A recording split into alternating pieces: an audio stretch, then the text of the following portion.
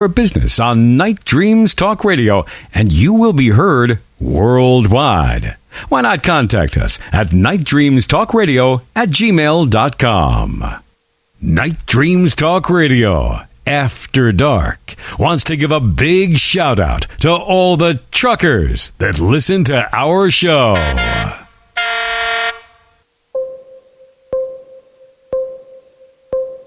Night Dreams Talk Radio Network brings you the World Paranormal News with James Creechbaum. Now, the latest news. This is Night Dreams Talk Radio Network News. I'm James Creechbaum. Ghostly presence recorded on doorbell camera jumping across cars. On February 20th, a doorbell camera captured the shadowy figure in the middle of the night in Valdosta, Georgia, USA. In the footage, a white object appears near a car's wheel on the left of the screen before scampering to the right and seemingly disappearing into a second car. Weirdly, the floating presence in its movement seems to have something like a walking gait, although it does not seem to have any legs. Japanese designer sets a wind telephone to help people talk to lost loved ones. There is a singular telephone booth 20 minutes away from the town of Otsuchi, which houses the famous rotary phone used to grief therapy. The phone helps people communicate with their loved ones that have lost over time. Itaru Sasaki, a 72-year-old guardian designer, instituted this telephone after he was bereaved of his cousin in 2010. Soon after this was constructed, the Japanese tsunami of 2011 struck, and Sasaki found his town being hit by it. The devastating earthquake left over 1 million people dead, and 25,000 people in his hometown saw themselves going to the rotary telephone to communicate and deal with their grief. DARPA's hypersonic glide breaker could blast missile threats out of the sky. Since 2018, DARPA has been developing a hypersonic defense interceptor system called Glide Breaker, which is designed to intercept threatening vehicles moving at hypersonic speeds, meaning at least 5 times faster than the speed of sound in the Earth's upper atmosphere. Advancing hypersonic technology is a national security imperative. Our team is proud to apply our decades of experience developing hypersonic and missile propulsion technologies in the Glide Breaker program. Based on the images available on DARPA's Glide Breaker program page, it appears that the new tech will involve launching missiles to hit hypersonic vehicles in flight. No other information about the program, however, is available on the web page. 46,000-year-old bird frozen in Siberian permafrost looks like it died a few days ago. Siberian permafrost preserved the body of this small Ice Age bird. For the last 46,000 years, a small bird that died during the last Ice Age has sat frozen, shielded from decay and scavengers, until 2 Russian men hunting for fossil mammoth tusk discovered its body in the Siberian permafrost. The bird is in pristine condition. The find is extraordinary because small animals like this would normally disintegrate very quickly after death due to scavengers and other microbes activities. The frozen flyer is one of a kind find. It's the only near intact bird carcass documented from the last Ice Age that we know of. Speculation of electromagnetic weapons arise from ripples in sky over Syria. Alien hunters and conspiracy theorists of all sorts do not need much to get them to seek traces of extraterrestrial guests or secret governmental programs. With a stripe-like pattern in the clouds, inspired the most bizarre assumptions as well. Could this be HARP? It uses frequencies to push up the ionosphere and then slams it back into the Earth. One of the commentators asked why another added has to be HARP. French rock inscription mystery finally solved. A village in France had been offering a reward to anyone who could decipher a strange 230-year-old message. One of the few readable sections of the writing included two dates, 1786 and 1787, suggesting that the message was written a few years before the French Revolution. The text is also accompanied by the image of a ship with sails as well as Sacred Heart symbol. Now at last, 9 months after the village launched a contest to help decipher the writing, the mystery has been solved thanks to two separate infants who independently came up with the answer. The writing, it turns out, was a remembrance of a man named Sergi who died while out rowing. The two winners will each share a prize of around $2,200. Next news break tomorrow night. From our compound, from the West Coast to the East Coast to worldwide, both on the internet and terrestrial radio, you're listening to Gary Anderson on Night Dreams Talk Radio, After Dark. And we are back with Jeff. Jeff, one thing I took that when your father, you mentioned UFOs, you said his face turned bright red and they got in your face. Did you ever feel like did your father believe in UFOs or things like that? Or was he in denial, or did maybe he knew something that technology couldn't have advanced as far as it did without some type of help somewhere? That's a good question, and I really, if he knew anything, he put on a great dad face and never let me know a thing. Of course, he never talked about his experiences during the war either. And that's the way a lot of people in that generation were. I think personally that he had to have believed in UFOs because, I've talked with my mom about the subject as well. And, had other family members that clued me into the reality of it back in the 60s. So I would have to say he had to have been aware and just was being the way dads were back then and shielding his son from any knowledge of something that he thought was that I didn't have a need to know, let's say.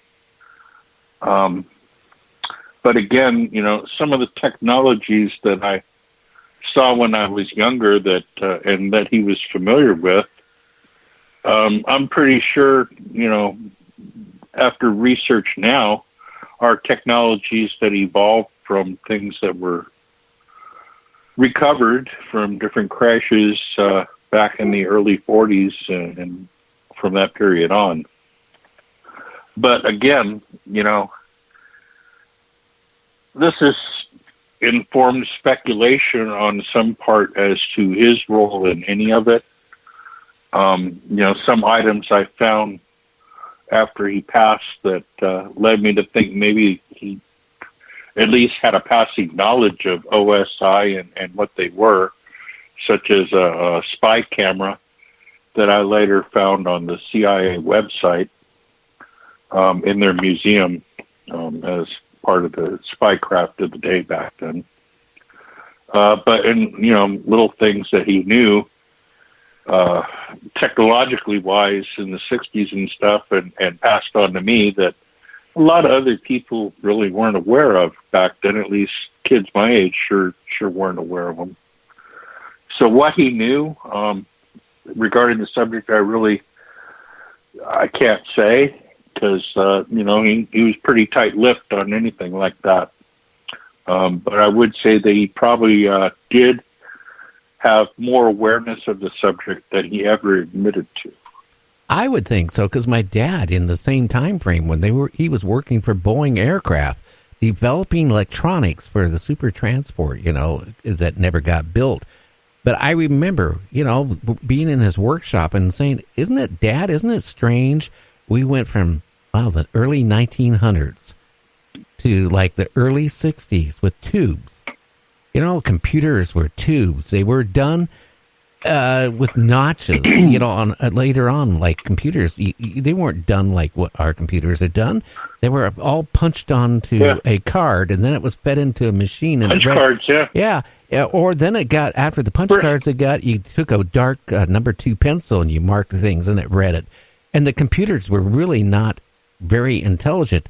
My dad just sat there and laughed. Not at all. And he said, you know what? The first one, the computer I was on was an IBM mainframe about the size of my house now. And what did I do with it after spending a long time doing what you said, marking the card and running it through? And what was that able to accomplish?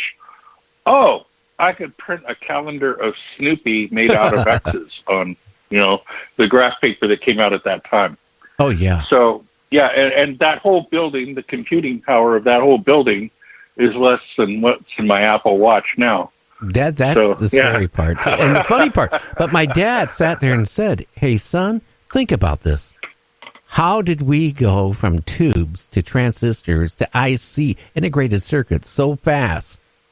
It was and then I remember my dad in the 60s working in his shop with a laser. He'd have it on one end of his workbench on a vise, aimed at another vise with a piece of paper. And he would say, hey, son, come in here and look at this. And like about in a minute and a half, it would burn a hole through the paper.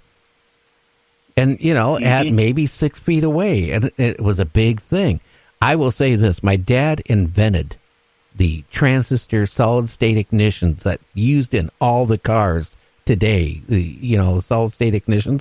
He invented it, but my dad was the type of person, that he contacted the company and sent diagrams, and they sent engineers to our house, and he gave them all the information of what he did. They offered him a couple $100 and some whatever. He was extremely happy, and I said, Dad, do you realize what you just did? Oh, it'll never take. Oh, my God. He said it'll never take hold. And, J.C. Whitney, like 6 months later, I'm sure you heard of J.C. Whitney. They sell auto parts for catalogs. They started selling these, I can't remember the manufacturer, solid-state ignitions you could add in your car. It gave you better gas mileage, and your points wouldn't wear out. And then it started getting more advanced. And I said, Dad, you could have become a millionaire, more than a millionaire. And you know what? To the day he died, I think everybody has something in their life they could have accomplished big time. And that's where he blew it. He just was so happy that he invented this thing and it worked. And he was just happy. Well, considering the technology when we were kids and, what our parents were dealing with then, can you imagine the sense of wonder they'd have if they saw the gizmos and gadgets we have now? They'd be like kids in a candy store. Oh, yeah. I mean, the technology has come so far. And most of this technology, it makes me wonder. This is what I'm trying to get at.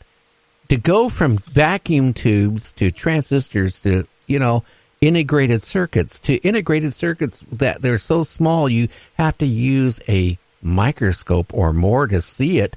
And have circuits which used to take a mass amount of tubes, resistors, and diodes and capacitors, all in this little teeny thing. It's so minute.